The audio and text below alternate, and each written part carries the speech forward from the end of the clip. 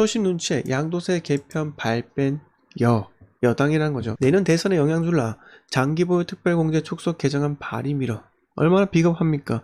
그렇게 부동산 규제로 해서 대한민국의 집을 가진 사람들 다 때려잡겠다. 이렇게 호언장담하면서 집값 잡으면 피자 한 판 쏘겠다. 이러던 분들께서 이제는 서울시장, 부산시장 선거 참패를 겪고 나니까 표심이 두려워서 그들이 이 장기보유 특별공제도 폐지해야 한다. 축소해야 한다. 이 멘트 지금 다 사라져. 양도소득세 개편 시뮬레이션, 양도차익 5억에 대해서 취득가액 10억, 양도가액 15억, 네, 양도차익 5억이죠. 그럼 현행은 500만 원을 내는데 개편 후에는 200만 원 내게 됩니다. 또한 양도차익 20억, 취득가액 10억, 양도가액 30억인 경우 현행 8,700만 원, 개편 후 1억 3,100만 원 이렇게 개편한다고 합니다. 양도차익이 적으면 오히려 줄어들고요. 양도차익이 많으면 더 많이, 세금을 더 많이 걷겠다. 이렇게 한다는 거죠. 자, 여당이 당론으로 추진했던 1세대 1주택자 양도소득세 개편에서 사실상 발을 뺐다고 합니다. 부자감세 프레임에 매여 장기보유 특별공제 혜택을 줄이려고 했으나 대선을 앞두고 표심을 자극할 수 있다는 점을 고려했기 때문으로 풀이된다. 19일 당정에 따르면 더불어민주당 의원 입법으로 추진하는 양도세 개정안 발의 시기를 아직도 잡지 못하고 있다. 7월 국회는 물 건너갔고 내부적으로는 시간이 더 걸릴 것으로 예상하고 있다. 당정의 한 관계자는 양도차익이 20억을 넘으면 3년 이상 보유해도 공제율이 낮아져 고심이 있다. 이러고 있습니다. 자, 양도차익이 클수록 보유기간이 긴 1주택자이더라도 세 부담이 오히려 커지는 구조이다. 이렇다고 합니다. 그래서 장기보유 특별공제율을 최대 80%에서 40%로 축소하는 방안, 이걸 지금 한다는 건데 정말 이거는 말도 안 되는 일이 뭐냐면 1주택으로만 유지하면 혜택을 주겠다라고 해놓고는 결국은 혜택 안 주고 다 뺏겠다는 거죠. 장기보유 특별공제로요.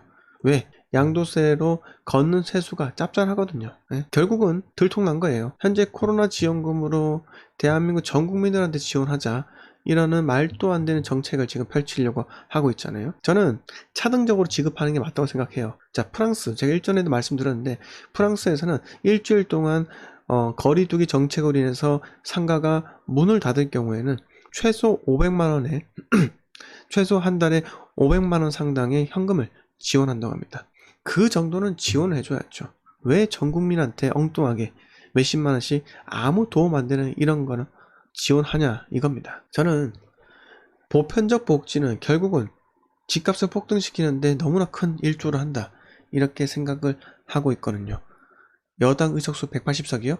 이거 정말 결국은 뒤집어질 수밖에 없는 거예요. 뒤집어질 수밖에 없다고 생각합니다. 내년 대선이요? 그 후에 광역단체장, 지자체장 선거, 그리고 그 이후에는 총선 아닙니까? 국회의원 선거요. 그때 과연 국민들이 가만 냅두겠습니까? 이미 3기 신도시요? 3기 신도시로 사전청약으로 표심을 잡겠다고 이렇게 했지만 어떻게 됐습니까? 3기 신도시 시세의 70% 정도나 됩니다. 예, 분양가 상당히 높다는 거예요. 분양가가요.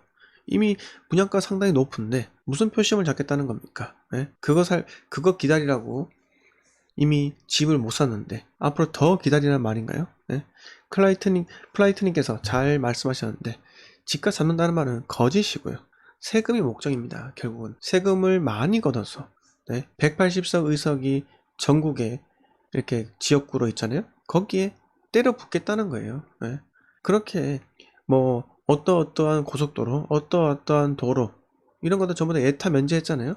전국에 트램이 얼마나 많이 생깁니까? 트램이요. 거기 지원할 돈을 다 여러분들 세금에서 각출하겠다는 거예요. 각출요. 자, 권대중 명지대 부동산학과 교수가 오래 갖고 있을수록 혜택을 더 줘 장려해야 하는데 거꾸로 갔다며 선거 때문에 차일피일 미뤄지는 것이라고 꼬집었다. 자, 지금은요 규제를 완화할 때입니다. 저는 이렇게 생각해요. 차기 정권에서 누가 되든지 간에, 현 여당이 되든지 간에 야당이 되든지 간에 아마 야당이 될 가능성이 좀 더 높다고 생각이 들기를 하는데, 그러면 양도세 규제 완화를 시킬 겁니다. 자, 양도세 규제를 양도세 다주택자에 대한 양도세 중과를 폐지하고 양도세에 대한 그런 기준을 완화하게 된다면 저는 입주 물량 많은 지역에서는 하락의 폭이 좀 더 클 것이라 생각이 들어요. 네. 왜냐하면 규제 완화가 된다면은 입주 물량이 난다. 규제 완화가 된다면 시중에 나오는 그 주택 매물들이 많아진다는 겁니다. 네. 많아진다는 거예요. 왜?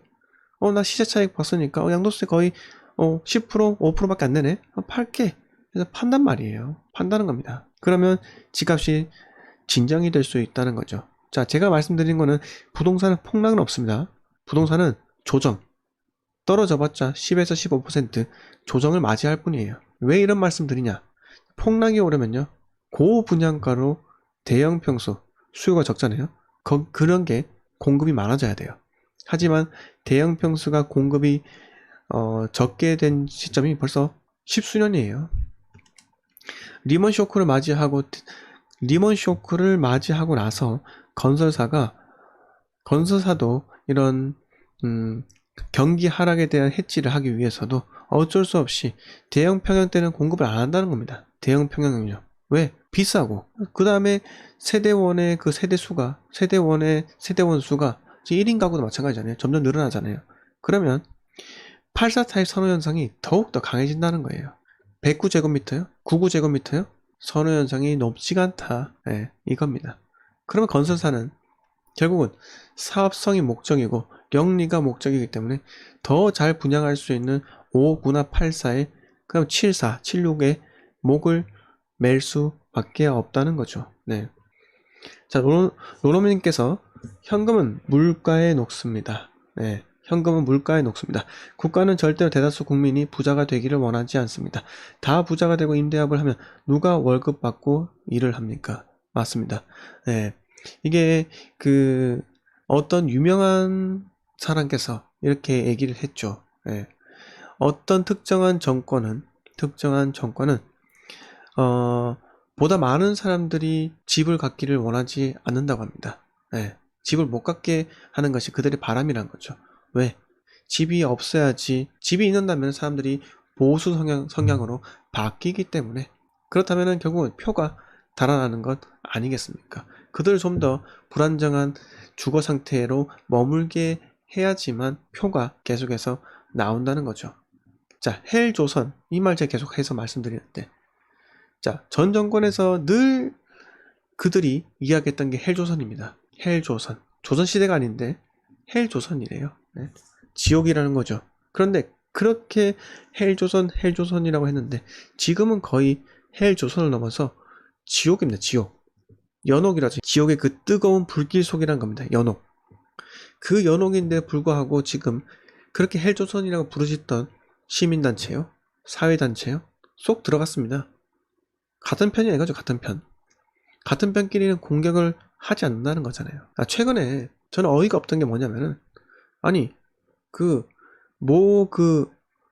노동조합으로 꾸려진 그 대규모 집회 있잖아요. 왜 정부에서 나서서 왜 비난을 하지 않냐고요. 태극기 집회는 그렇게 비난하고 힐난하고 하면서 도대체 왜?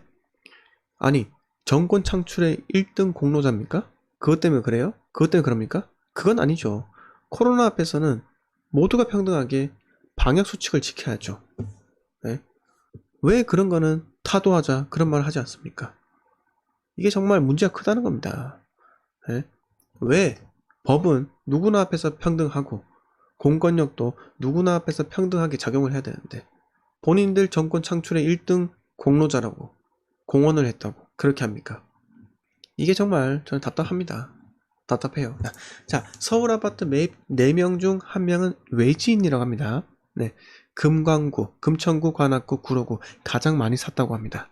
네. 금광구, 마용성, 노도강, 그 다음에 강북, 강남, 서초, 송파구 이렇게 하는데, 여러분 제 방송을 계속해서 보신 분들은 잘 아실 거예요. 잘 아실 겁니다.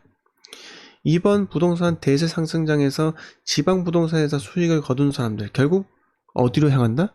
서울로 향한다는 거예요. 서울로 향한다는 겁니다. 다시 서울부터 시작한다는 이유가 이번에 부산에서 돈 벌고, 대구에서 돈 벌고, 대전에서 돈 벌고, 울산에서 돈 벌고, 물론 광주에서는 돈을 많이 벌지 못했지만은 광주는 제껴두고요. 인천에서 조금 돈 벌고, 수도권에 돈 벌고, 어디로 가느냐? 팔고 서울 간다는 겁니다. 종점이잖아요. 서울에 한 채를 등기치는 게 소원인 사람들이 너무 많다는 거예요. 왜? 지방에서는 끊임없이 분석하고 사고 팔고 해야 되는데 서울에서는 좀 나는 신경을 덜 쓰고 싶다. 서울 아파트 한 채 사서 쭉 한번 홀딩하고 싶다. 이러는 사람들이 많다는 거죠. 부산에서 과거에 6억 주고 샀는데 지금 15억 됐어요. 네? 장기보유 특별공제 받으면은 얼마 내지도 않습니다. 양도세. 네? 그러면 서울 가는 거죠. 네. 서울로 향하는 겁니다. 왜? 부산은 어쨌든 간에 지방이잖아요. 대구는 어쨌든 간에 지방입니다. 울산도 마찬가지고요. 대전도 마찬가지고요. 인천은 뭐 수도권이지만은 인천은 뭐 번 내려두고요.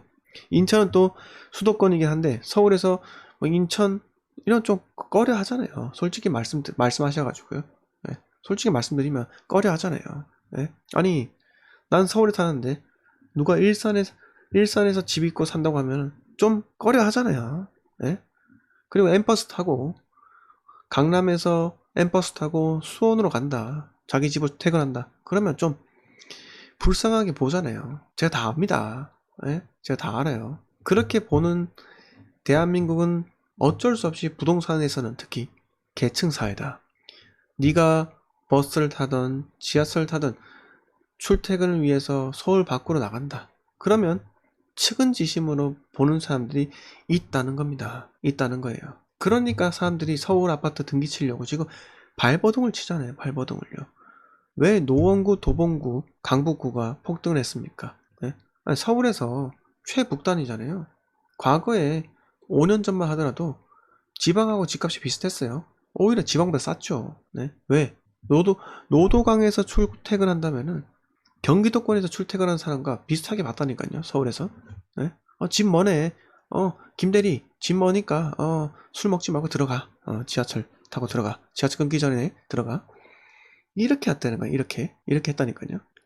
참 대한민국은 저도 부동산 투자자지만 이 집에 대해서 계층, 근데 이 계층 심리를 정확하게 노린 게 건설사예요. 왜? 아파트 브랜드를 철저하게 나눴잖아요. IS 동서 같은 경우도 마찬가지예요. 상위 브랜드의 W 이걸 만들어 놓고 그 밑에 뭐가 있습니까? 뭐 에일리엣들 이런 게 있잖아요. 그리고 또 뭐가 있습니까? 동원개발. 수도권 사람들은 잘 모를 수 있지만 동원은 또 지방에서 상당히 유명하죠. 동원 또 동원 비스타가 있고 해운대 동원 비스타가 있잖아요. 비스타 동원. 그 밑에 동원 로얄두크가 있잖아요. 나눈다는 말입니다. 롯데도 마찬가지예요. 롯데캐슬 있잖아요. 그 상위에 롯데 르엘인가요? 뭐 그게 있죠? 그렇다는 거죠. 네.